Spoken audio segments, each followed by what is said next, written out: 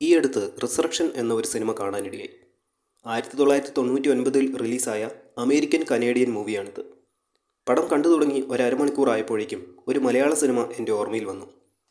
ആദ്യം കോയിൻസിഡൻസ് ആണെന്ന് വിചാരിച്ചെങ്കിലും സിനിമ തുടരുന്നതനുസരിച്ച് സ്ക്രിപ്റ്റിങ്ങും ഡയലോഗ്സുമൊക്കെ പക്ക copy pasting ആയി വരുന്നു. പറഞ്ഞു വരുന്നത് 2007 റിലീസായ ഡയറക്ടർ ജിത്തു ജോസഫിൻ്റെ കരിയറിലെ മികച്ച സിനിമകളിലൊന്നെന്ന് പറയാവുന്ന പൃഥ്വിരാജിന് ഏറ്റവുമധികം ജനപ്രീതി ഉണ്ടാക്കിക്കൊടുത്ത മെമ്മറീസ് എന്ന സിനിമയെപ്പറ്റിയാണ്. ജിത്തു ജോസഫ് എന്ന ഡയറക്ടറിനെ പറ്റി പല അടിച്ചുമാറ്റൽ കഥകളും കേട്ടിട്ടുണ്ടെങ്കിലും മെമ്മറീസ് എന്നും ഒരു ജെനുവിൻ ഫിലിമാണെന്ന് കരുതിയിരുന്നു. എന്തായാലും അതിലും ഒരു തീരുമാനമായി. ജിത്തു സാർ ചെയ്തു വെച്ച ക്രാഫ്റ്റ് വർക്കുകളും ഇനി ചെയ്യാൻ പോകുന്നതുമൊക്കെ എവിടുന്നേലും അടിച്ചു മാറ്റുന്നതായിരിക്കും എന്ന് വ്യക്തം.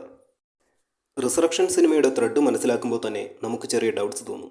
സൈക്കോ കില്ലർ വില്ലൻ ഓരോരുത്തരെയും കൊല്ലുകയും കൊല്ലപ്പെടുന്ന മനുഷ്യന്മാരിൽ നിന്നും കൈകളും കാലുകളും തലയും ഉടലുമൊക്കെ അറുത്തെടുത്ത് ജീസസ് ക്രൈസ്റ്റിൻ്റെ ഉയർപ്പ് ദിനമാകുമ്പോഴേക്കും യേശുവിൻ്റെ ശരീരം പുനർനിർമ്മിക്കാനുള്ള ശ്രമം. സൈക്കോയെ പിടിക്കാൻ ഇറങ്ങിത്തിരിക്കുന്ന പോലീസ് ഡിറ്റക്റ്റീവ് നായകൻ. ക്രിസ്ത്യാനിറ്റിയുമായിട്ടുള്ള ഈ കണക്ഷനൊക്കെ ഒരു കോയിൻസിഡൻസ് എന്ന് വേണമെങ്കിൽ ചിന്തിക്കാം. ഇൻവെസ്റ്റിഗേഷൻ ഓഫീസേഴ്സ് തമ്മിലുള്ള ഈഗോ ക്ലാഷൊക്കെ കഥയിൽ ഭാഗമാകുന്നുണ്ട്. അതിപ്പോൾ ഒരുമാതിരിപ്പെട്ട എല്ലാ മലയാള സിനിമകളിലും ഉള്ളതാണല്ലോ എന്നും ചിന്തിക്കാം. ഇനി റിസറക്ഷൻ സിനിമ തുടരുമ്പോൾ ദൈവവിശ്വാസമില്ലാത്ത നായകനെ നമുക്ക് കാണാനാവും. തൻ്റെ മകൻ വളരെ ചെറുപ്പത്തിൽ ഒരു ആക്സിഡൻറ്റ് പറ്റി മരിച്ചതോടെയാണ് അയാൾ അവിശ്വാസിയായത്. മകൻ മരിച്ചതോടെ പൂർണ്ണമായും ജോലി, ഇൻവെസ്റ്റിഗേഷൻ എന്നത് മാത്രമാണ് അയാൾ ചെയ്യുന്ന കാര്യം. ഇതിൻ്റെ അടിസ്ഥാനത്തിൽ ലൈഫിൽ വേറൊരു കാര്യത്തിനും താല്പര്യമില്ലാതെ ഭർത്താവ് ജീവിക്കുന്നതിനോട് ഭാര്യയ്ക്ക് എതിർപ്പാണ്. 6 മാസമായി പള്ളിയിൽ ചെല്ലാത്തതുകൊണ്ടാണ് നായകൻ ജോൺ പ്രൂഡോമിനെ അന്വേഷിച്ച് പ്രീസ്റ്റ് വീട്ടിൽ വരുന്നത്. അപ്പോൾ നമ്മുടെ നായകൻ്റെ ഒരു മറുപടിയുണ്ട്. തൻ്റെ മകൻ 5 ദിവസം വയ്യാതെ ആശുപത്രിയിൽ കോമയിൽ കിടന്നപ്പോൾ സഹായിക്കാത്ത ദൈവത്തിൽ തനിക്ക് വിശ്വാസമില്ല എന്ന്. എക്സാക്ട്ലി ഈ ഡയലോഗിൽ ചെറിയ മാറ്റമൊക്കെ വരുത്തി മെമ്മറീസിൽ നായകൻ സാം പറയുന്നതായി കാണിച്ചിട്ടുമുണ്ട്. ഈ സിനിമയിലെ പൃഥ്വിരാജിൻ്റെ ഹിറ്റ് ഡയലോഗ്സിലൊന്നാണിത്. മകൻ്റെ ഓർമ്മകളിൽ ജീവിക്കുന്ന പ്രൂഡോമിനെയും മകളെയും ഭാര്യയും നഷ്ടപ്പെട്ട് സ്വയം കുടിച്ചു നശിക്കുന്ന സാമിനെയും നമുക്ക് കാണാം. പ്രൂഡോമിൻ്റെ ഭാര്യ വളരെ ഇമോഷണലി സംസാരിക്കുന്നതും പെരുമാറുന്നതും കാണാം. ഈ റോളൊക്കെ മെമ്മറീസിൽ സാമിൻ്റെ അമ്മയ്ക്ക് ഏൽപ്പിച്ചു കൊടുത്തിരിക്കുകയാണ് ജിത്തു സാർ. പിന്നെ സൈക്കോ കില്ലർ ഇരകളെ കൊല്ലുന്നത് ആക്രമിച്ച് ശരീരഭാഗം മുറിവേൽപ്പിച്ച് രക്തം നഷ്ടപ്പെടുത്തിയാണ്. രക്തം വാർന്നുള്ള മരണമാണ് ഇരകളുടേത്. ഇത് 2 സിനിമകളിലും സെയിമാണ്. മെമ്മറി സിനിമയിലെ ഏറ്റവും നിർണായകമായ മൊമെൻ്റാണ് വിക്ടിംസിൻ്റെ ശരീരത്തിൽ അരാമായ ഭാഷയിൽ കില്ലർ എഴുതുന്നത്. ഇതേത് ലാംഗ്വേജ് എന്നറിയാത്തതിനാൽ രാത്രിയിൽ പള്ളിമേടയിലെത്തുന്ന നായകൻ.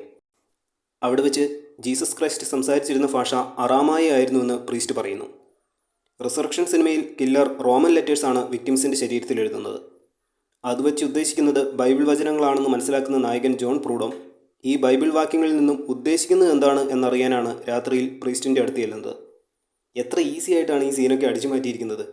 ക്രിസ്ത്യാനിറ്റിയുമായിട്ടുള്ള കേസിൻ്റെ ബന്ധം 2 സിനിമകളിലും നായകൻ മനസ്സിലാക്കുന്നത് പതിയെയാണ്. സാവധാനം കേസിൻ്റെ ഉത്തരവാദിത്തം പൂർണ്ണമായും വരുതിയിലാക്കുന്നതും കാണാം. 2 സിനിമകളിലും പ്രീസ്റ്റിനെ പ്രസൻറ്റ് ചെയ്തിരിക്കുന്ന രീതികൾ വരെയും സെയിമായി ഫീൽ ചെയ്യും. റിസറക്ഷൻ സിനിമയിൽ അടുത്ത വിക്ടിമിലേക്കുള്ള ലിങ്ക് കിട്ടുന്നത് കില്ലർ കോറിയിടുന്ന ബൈബിൾ വാക്യങ്ങൾ, പിന്നെ അയാൾ പിന്തുടരുന്ന രീതികൾ, യേശുവിൻ്റെ ശിഷ്യന്മാരുടെ പേരുകൾ എന്നിങ്ങനെയാണ്. ഇവിടെ കില്ലർ യഥാർത്ഥത്തിൽ പോലീസിനെയും ചലഞ്ച് ചെയ്യുന്നു. എന്നാൽ ഇത്രയും കോംപ്ലിക്കേഷൻസിലേക്ക് പോകാതെ ജിത്തു സാർ കില്ലർക്ക് ഒരു ഫ്ലാഷ് ബാക്ക് സെൻറ്റിമെൻറ്റ് സ്റ്റോറി അങ്ങ് കൊടുത്തിരിക്കുന്നു. മോശമെന്ന് പറയാൻ പറ്റില്ല. മലയാളത്തിലെ ഒരുമാതിരി ത്രില്ലർ സിനിമകളുടെ എല്ലാം മോഡ് ഇങ്ങനെ തന്നെയാണ്. മഴയുള്ള ഒരു രാത്രിയിൽ കില്ലറിനെ കയ്യിൽ കിട്ടിയിട്ടും നഷ്ടപ്പെട്ടു പോകുന്ന സാമിനെ നമുക്ക് മെമ്മറീസിൽ കാണാം. ഇതേപോലെ തന്നെ കില്ലറിനെ കയ്യിൽ കിട്ടും എന്ന സിറ്റുവേഷൻ വന്നിട്ടും പോലീസിനെ ആക്രമിച്ച് കബളിപ്പിച്ച് രക്ഷപ്പെടുന്ന കില്ലറിനെ റിസറക്ഷനിലും കാണാം. പിന്നെ കില്ലറിൻ്റെ ലുക്ക്, ഡ്രസ്സിങ്, എന്തിന് വെച്ചിരിക്കുന്ന മാസ്ക് വരെ എക്സാക്ട്ലി സെയിം അതേപോലെ തന്നെ കോപ്പി ചെയ്തിട്ടുണ്ട്. റിസറക്ഷനിൽ കില്ലറിൻ്റെ പേഴ്സണൽ റിവെഞ്ച് ആക്സിഡൻ്റലി വന്നതല്ല എന്ന് മനസ്സിലാക്കാം. സത്യസന്ധമായി കേസ് അന്വേഷിച്ച് പ്രതിയെ പിടിക്കാനുള്ള നായകൻ്റെ തീരുമാനമാണ് കില്ലർക്ക് നായകനോടും വിരോധം തോന്നാൻ കാരണം. മെമ്മറീസിൽ സാമിൻ്റെ അനിയൻ അവസാന വിക്ടിമായി വരുന്നത് ത്രില്ലർ മോഡ് പിടിച്ചിരുത്താൻ വേണ്ടി ചെയ്തതുപോലെയും തോന്നാം. ഭാര്യയുടെ തെറ്റിന് പ്രായശ്ചിത്തം ചെയ്യിച്ച് ജീവത്യാഗത്തിലൂടെ വിക്ടിംസിനെ ദൈവത്തിൻ്റെ പ്രതിപുരുഷനാക്കാനാണ് ഇവിടെ കില്ലറിൻ്റെ ശ്രമമെങ്കിൽ ക്രിസ്തു സഹിച്ചതുപോലെ പീഡകൾ സഹിപ്പിച്ച് ദൈവത്തിനു വേണ്ടി താൻ നീതി നടപ്പാക്കുകയാണെന്ന് സ്വയം ചിന്തിക്കുകയാണ് റിസറക്ഷനിലെ കില്ലർ.